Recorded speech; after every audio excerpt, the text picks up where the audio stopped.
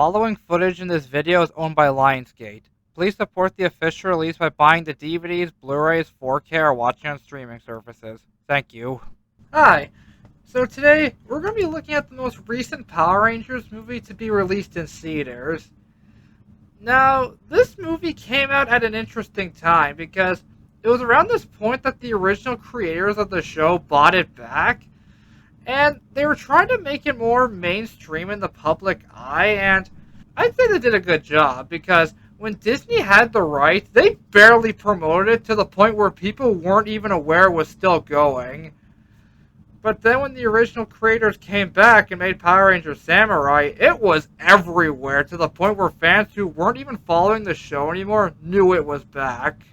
And it was around this time that the show had its 20th anniversary, and one of the ways they celebrated was, unfortunately, giving us one of the worst seasons of the show, and giving us a bunch of cool merchandise. And due to the success, surprisingly, it led to them making another movie, which was heavily promoted, and despite being a Power Rangers fan, I never saw it in theaters. Yeah, I just waited until it came to Netflix, where I did see it, and I didn't remember liking it. Now, the only reason I have this DVD here is because I forgot what happened, and I found it in a bargain bin, so I figured, why not? And unfortunately, I don't remember liking it again that time. And the only piece of merchandise, aside from this movie, that I ever bought on DVD was the Morpher, which isn't even in this movie. I mean, it kind of is, but it's just kind of a detail in the costumes. However, this Morpher did come with pretty cool replicas of the Power Coins, so yeah, that's something. But since I looked at the last movie, or at least the first movie in my previous video, and since I had this, I figured we'd sit back and watch it again and see if, just maybe, the movie has grown on me. The movie begins back on Earth when dinosaurs were still a thing, and we see a Red Ranger crawling through the mud, and he ends up burying this movie's version of the Power Coins, where we then see a Green Ranger, and through their dialogue, we find out that the Red Ranger here is Zordon, and the Green Ranger is Rita, who was trying to get the Zeo Crystal, until she's hit by the meteorite that I think was what wiped out the dinosaurs. Then we cut to present day, where we see a bull being snuck into a high school locker room by two teenagers. The only one worth remembering is Jason. And after the other guy admits to milking it thinking it was female, the cops show up and they make a run for it, leading to a car chase where they end up crashing. After a really lame title drop, we cut to 3 weeks later and we see now that Jason has to wear an ankle brace, with his father telling him how disappointed he is in him while dropping him off to detention. While there, we are introduced to a kid named Billy who's just minding his own business until a generic bully decides to pick on him, with Jason thankfully standing up for him. Then we meet a girl named Kimberly who meets up with her friends who end up cutting her out of their friend group for teenage drama reasons, causing her to cut her hair short. After detention, Billy asks to hang out with Jason as thanks for standing up for him, but he can't, seeing as he's now under house arrest and can't leave home after 7, with Billy saying that he can hack it so it won't know he's not home, but he rejects the offer. But after hearing his parents talk about how ashamed they are of him now, he makes a beeline to Billy's place, and he is able to hack the ankle brace while talking to him about how his dad was a gold miner, leading to them going to a gold mine site with some equipment that Billy brought with them. Then we briefly cut to a guy hanging out on an abandoned train car, watching another girl who apparently shows up there regularly. Later, Jason leaves Billy and finds Kimberly doing some evening swimming, and after some flirting, Billy ends up causing an explosion that all of them gather around to see. After another rock slide, they find a strange crystal-like material in the wall, which has 5 glowing coins in it, and after one of them decides to break them out, they each take one and are still trying to wonder what they are. But then security comes after them, leading to all of them hitching a ride in the van Jason and Billy used to get here, until they're hit by a train. Then we cut to a fishing boat that finds what looks to be a dead body, and they throw it in a bag and leave it with the other fish, where we see that it's actually still alive. The next morning, the teens wake up back in their homes with no injuries from last night and seem to be much stronger now. Later at school, the three of them who still go there meet up to see if they still have the strange coins from last night, and they decide to meet back up where they found them in hopes of finding some answers. Back on the fishing boat, a cop looks at the dead body that was found and it springs to life on him. Then we cut back to the three teens who see that one of them is already back at where they found the coins, and we learn that his name is Zach. They also find the other girl that was there with them, but she runs away fast, showing even more of what the coins did to them. And after they have some fun testing their new abilities by jumping over a cliff, Billy ends up falling and thankfully tells him that he's fine, well, from the bottom, as well as the fact that he found something, with the rest of them following after him to see what it is.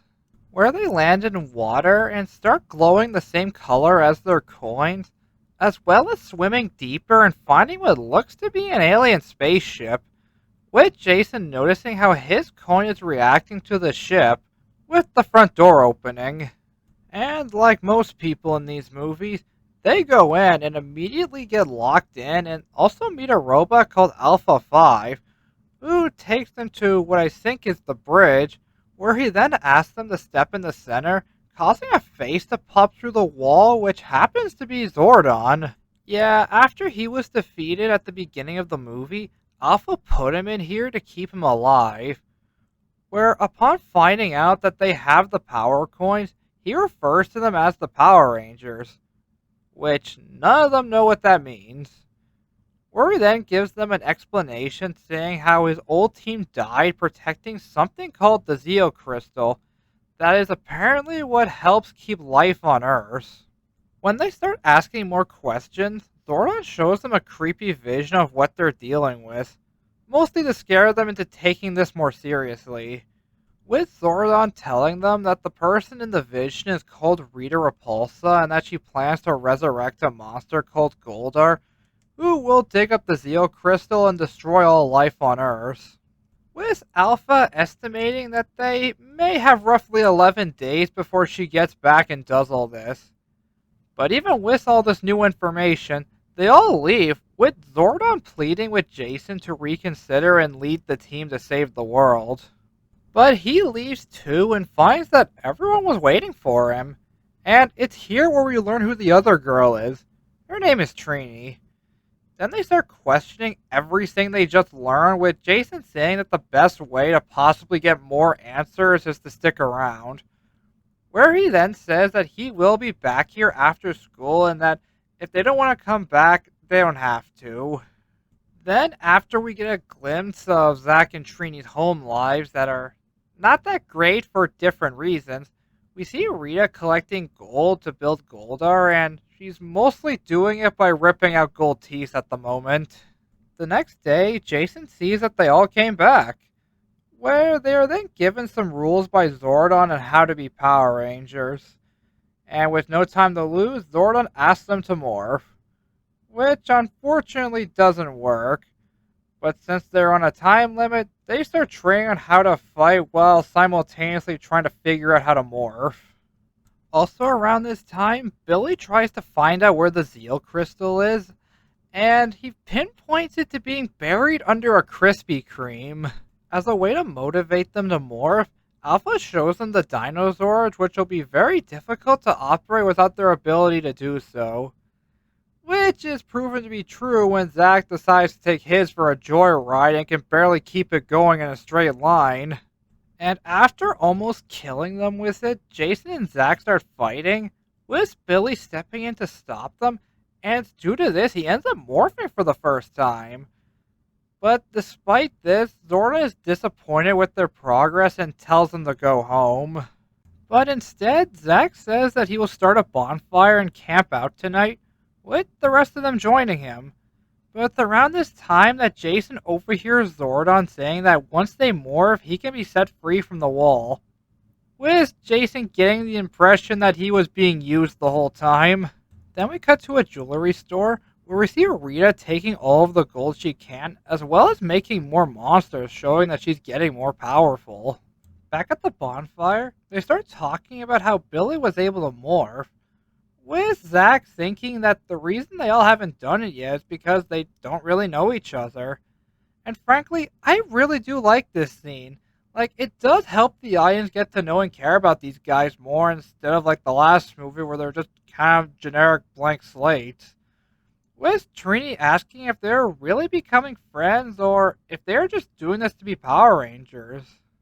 And ironically enough, she gets attacked by Rita in the middle of the night, demanding to know where the Zeo crystal is, which she obviously doesn't know, so she leaves saying that by tomorrow she will destroy the town if they don't find it. And after a bonding moment with Jason and Kimberly, they meet up with Trini, who shows them her scars from her fight with Rita, and she tells them that they can live if they join her at the docks. After an emotional speech from Jason, they make their way to the docks to ambush Rita, and given how they still can't morph yet, they get taken out quite easily. Where she then ties them to a boat and somehow figures out that Billy knows where the Zeo crystal is, with Billy telling her it's under the Krispy Kreme after she threatens to kill Zach, where despite giving her the information she wants, she ends up drowning him, and unfortunately, when the others fish him out, he's unfortunately already dead. So, with no other options, they bring his body to Zordon, and even he can't do anything to help him. Then, after some more emotional bonding and realization, the morphing grid opens up, and it looks like Zordon's about to go through and have a body again. But instead, he does something else that ends up reviving Billy, with Zordon saying that this isn't his time to come back yet, and that now is their time to become Rangers. And now with the morphing grid activated, they finally morph. Okay, so right here is why I didn't like the movie when I first saw it, because we are an hour and a half into it, and they just now morph as a team. And let me tell you something. In the show, a season would usually take 1 or 2 episodes to introduce the characters, have them morph maybe 2 or 3 times, add a Megazord battle, and introduce all the villains. Where we're at now would be the equivalent of 4 episodes where nothing happens. Seriously, if you change the name of everything, like the characters, the items, everything, this would have nothing to do with Power Rangers, and would be seen as nothing more than a generic movie about misfit teenagers finding alien coins and gaining superpowers. So yeah, up to this point is why I never liked the movie when I first saw it, but if I look at it as something other than Power Rangers, it was so far a legit okay movie. Which kind of leads to another problem I have with this movie. The way it's made is kind of outdated, because in 2017, the MCU was at its peak and superhero movies were all the rage. And here's the thing, I have seen older superhero movies where we just barely see them in the costume or fighting crime, mostly due to low budgets and the fact that no one took this seriously. But like I said, Avengers and Marvel were super popular at the time. People liked seeing this stuff. So the fact they take this long just to show us anything related to what we came to see, like I said, it just feels really outdated when it comes to filmmaking. Another thing, is it me or is this DVD cover kind of false advertising, because everything looks so colorful and bright, but when you turn it around, it matches the movie where it's all dark and kind of depressing. I mean, yeah, I did grow to like these characters, but up to this point, this was not a fun movie. It was just kind of seeing people with sad lives just happen to find aliens. Anyways, they finally morph, and the suits in this movie are just fine at best. Then we cut to Rita beginning to resurrect Goldar, as well as sending her putty minions to fight the Rangers, which doesn't even last that long. Literally, Zach comes in with his Zord and just shoots them. But then upon noticing Goldar, we see that the face to the helmets can actually open up. Okay, so believe it or not, the whole face mask opening up was not a new thing for this movie, because in the 1995 movie, there are some behind-the-scenes photos of them trying this out, but for one reason or another, they just never did it. But then in Power Rangers Ninja Storm, they did go full on with the whole opening face mask thing. Yeah, I just thought it'd be fun to point that out for people who saw this movie and didn't watch Power Rangers for a long time and thought it was new. Now with a giant monster running around, they get in the Zords and they even play the 1995 movie version of the theme song for a bit. Now the Zords in this movie, I don't really like them. They look like something from the Michael Bay Transformers movies, which are movies I don't like much at all. And I swear they knew this when they had this line in the movie.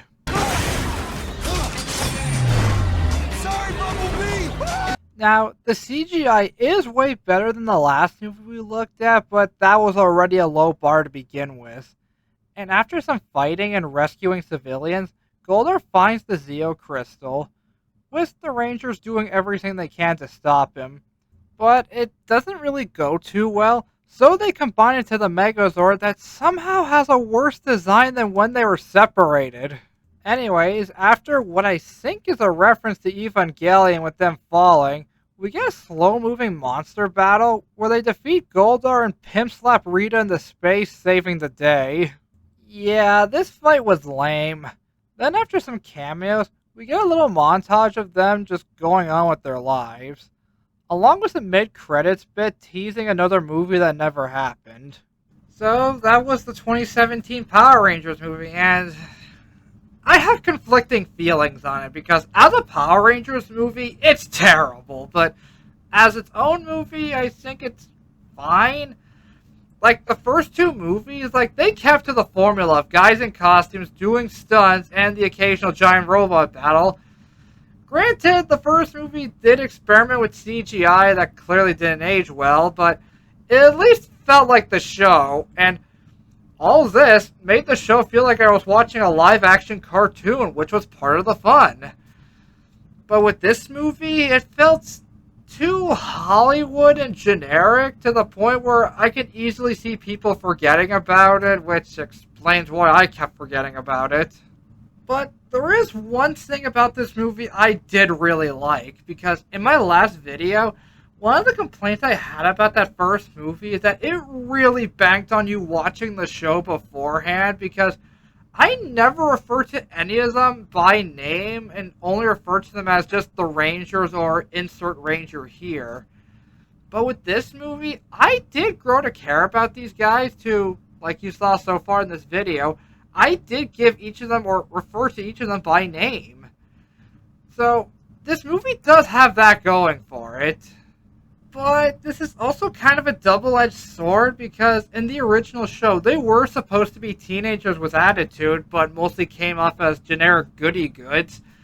And this movie, I feel like, was trying to overcorrect that by making it way too dark and depressing, which is not what people came to see when they hear, oh, let's go see Power Rangers. Okay, so I'm a little biased on this, but I think the best season to balance all of this out was Dino Thunder. Yeah, I know, this is my first season of the show, but when it came to doing the whole flawed teenagers with superpowers trying to do good while also being goofy, I think this show nailed it, especially in the beginning. But with this movie, by the time they got to the Power Rangers stuff, I already stopped looking at it as Power Rangers and just looked at it as its own movie. Now, there was other Power Rangers movies before and after this movie. One of them being the crossover movie was Power Rangers Samurai and Power Rangers RPM, which I thought was fine as it was. Then there was the ending to Megaforce, which was just a giant waste of time. But then Netflix did make Once and Always, which was kind of a reunion special, and like I said, it was on Netflix, which is why I don't have a DVD of it. And despite not watching the original show, I actually really liked it. Aside from the ending where they use CGI for the Megazord. Seriously, out of the four main movies, well, ones that are seen as movies, how come only one of them used traditional costumes for the Megazord battle? Anyways, with all this, I don't really recommend this movie if you're a Power Rangers fan. Like, if you've never seen the show and have no expectations, I think you'll like it fine.